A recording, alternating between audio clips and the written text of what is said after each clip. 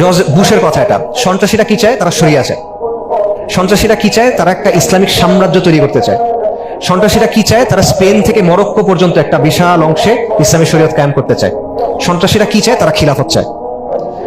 এখন এই যে খিলাফত চাওয়া বা ইসলামী শাসন চাওয়া, এটা ইসলামের একটা মৌলিক অবস্থা। আপনারা এখানে সবাই জানার কথা না জানলে ওলামাদের কাছে গিয়ে জিজ্ঞেস করে জানবেন। এটা ইসলামের মৌলিক অবস্থান। কখনো এই অবস্থানে কোনো পরিবর্তন হয় নাই। মুসলিমদের শাসন শরিয়া দিয়েই হবে, কিন্তু এই অবস্থানটাকে তারা কি বানায় ফেলছে? সন্ত্রাস বানায় ফেলছে।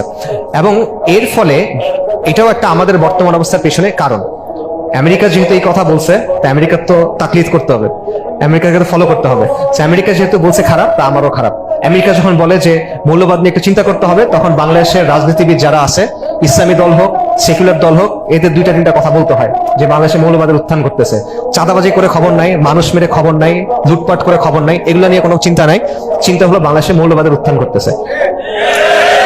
কেন? কারণ ইমাম বলছে, তাদের পীর এবং মুর্শিদ আমেরিকা বলছে, সেই জায়গা থেকে এটা ফলো করতে হবে।